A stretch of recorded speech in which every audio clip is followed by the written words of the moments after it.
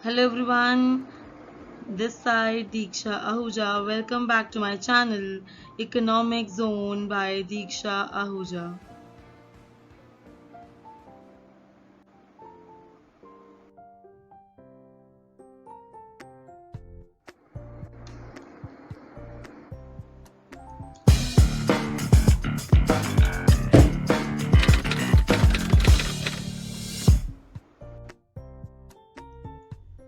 So, in today's video, we're gonna cover up chapter number 5, Human Capital Formation of Indian Economy for class 12.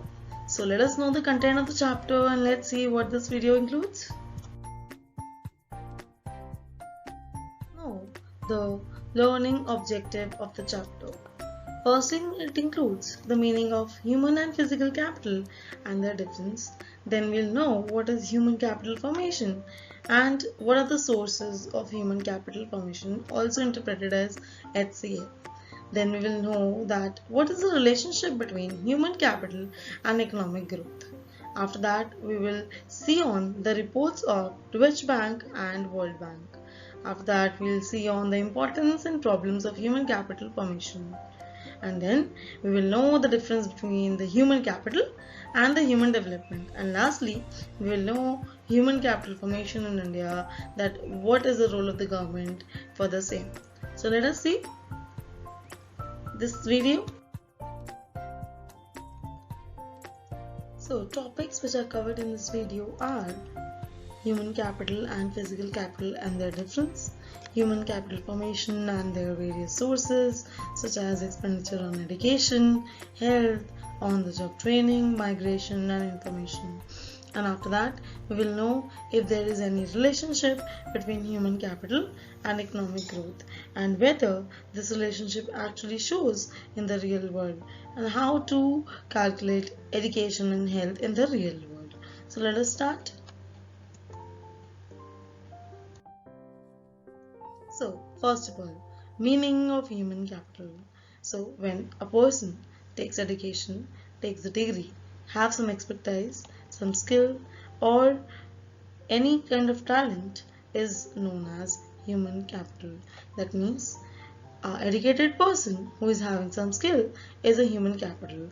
On the other hand, an uneducated person who is not having any knowledge or skill is a non-human capital. And human capital formation is the increment in the stock of capital, human capital over the point of time. That means, let's say this year there is this many people who have got educated, so this is the human capital formation. Next is physical capital. It means the means of production used in the production of other goods such as machinery or equipments, etc. So let us know the difference between human capital and physical capital. Human capital is a stock of skill and expertise of the nation. That means a person who has skill and expertise is known to be human capital. On the other hand, the machinery which are used in the production of other commodities is known as physical capital. Tangibility. Obviously, human capital is intangible and cannot be sold in the market, and physical capital is tangible, that is touchable and can be sold in the market. Why human capital is not sold? Because it is a skill and expertise and it is inside, embedded in a human being and cannot be sold outside. Mobility and depreciation. Human capital is less mobile. It is not easy to transfer human capital from one country to another, and depreciation can also be reduced by investing in education. But physical capital is more mobile, easily shifted from country to country, and also depreciates with time. Separation from the owner. Physical capital is easily separated from the owner. Let's say a driver and a truck. Truck is a physical capital. It can be easily taken or separated from the owner, but this human capital is difficult to be separated from the owner. Let's say if I'm a teacher and I'm having this human capital knowledge, so it is not easy to separate me with my education from my education.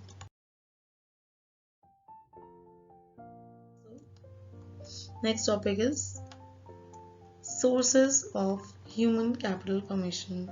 And we know human capital formation means that when we are embedding the abilities and skill to make them human capital for the country, when we are embedding the education and health among the population, is known as human capital formation.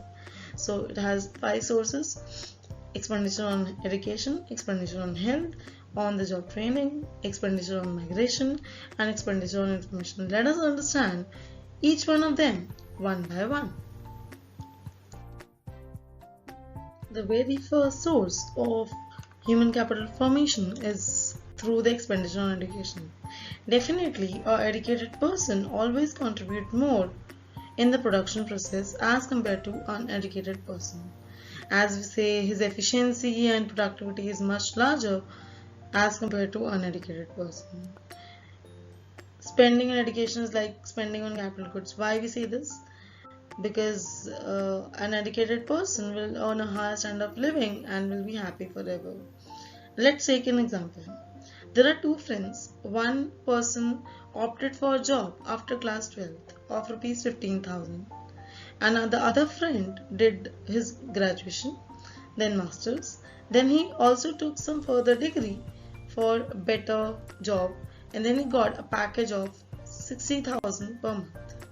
So see the difference. The person who has done 12th class will be earning 15,000 per month, and the person who has did his graduation, post-graduation and further studies is getting the minimum of 60,000 package. So definitely spending on education is like spending on capital goods, as an educated person earn higher income in the future. So in the end I can say that by spending on education, human capital is being formed, which is helpful for the growth of the economy. Next is expenditure on health. So we always know that a healthy person is always regular to the work and his absenteeism is very low. On the other hand, an unhealthy person will have more absenteeism and his efficiency and productivity towards work will be lesser. So indirectly I can say that a healthy person will earn better because he will be regular and efficient also, and also leads to a great standard of living. So what kind of health expenditure we can do? First of all, we can do the vaccination process, preventive medicines, and then curative medicines. If somebody is prone to illness and is ill, and then we can cure that illness by some medicines to keep the society healthy. And lastly, some health awareness programs and supply of safe drinking water can enhance the health condition of the society. So these are the ways in which we can expenditure is being done on health, so that human capital is being formed for the country for the helpfulness of the growth of the economy.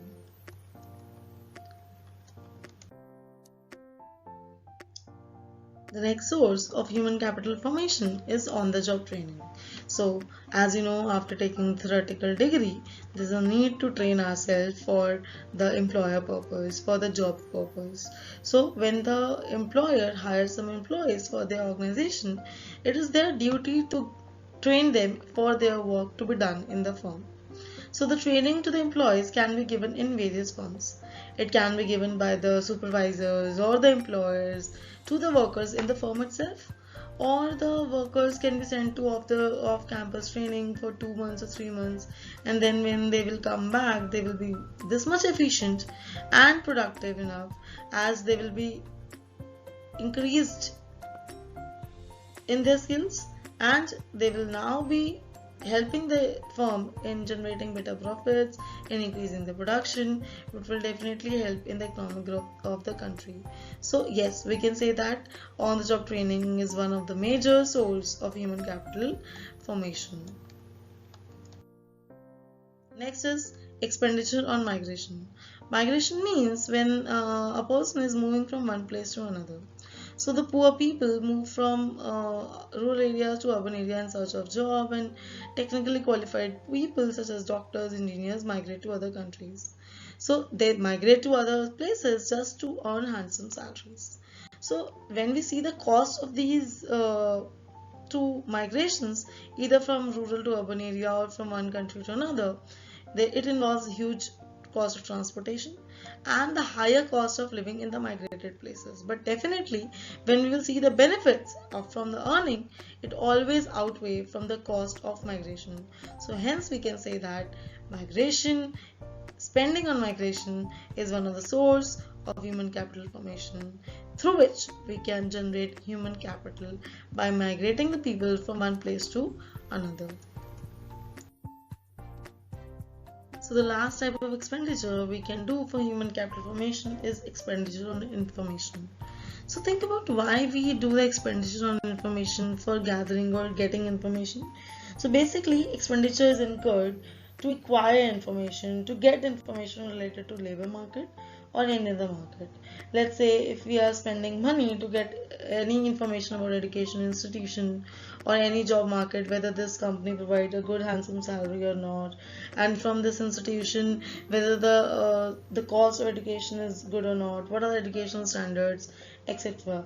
Let's take an example. Let's say people want to know what are the level of salaries which is being associated with the job.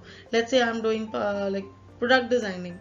So after doing product designing, what will be the job prospects, what will be the salary prospects, who will tell us? Obviously by gathering information only we'll get to know. So this information helps for deciding the decisions for human capital investments and for making it better utilized. So the next topic which we're gonna do is relationship between human capital and economic growth. Let us know what is economic growth. Economic growth means when there is increase in the national income of the country. That means when the income of the country rises. So who makes an increase in the income of the economy? Think about, obviously, when the people of the economy are educated, skilled and healthy, which are providing uninterrupted labor supply, these two are the factors of economic growth.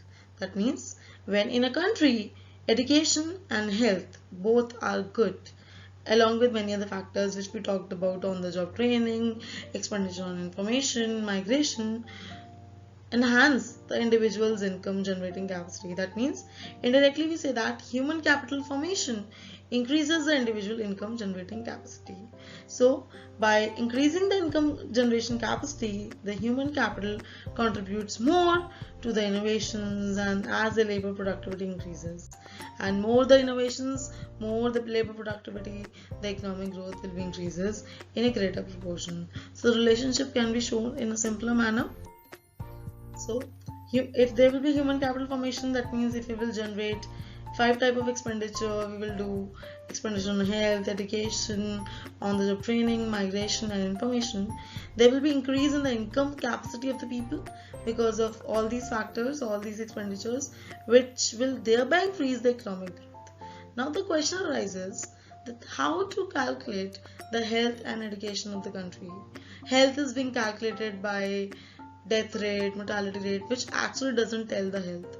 On the other hand, if we talk about education, the people-teacher ratio or the enrollment rate are being calculated for education, but that doesn't tell that how much a person is educated and skilled. So these are some loopholes in calculating the health and education indicators.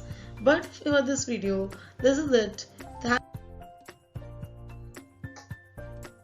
Thank you for watching. Bye bye for today.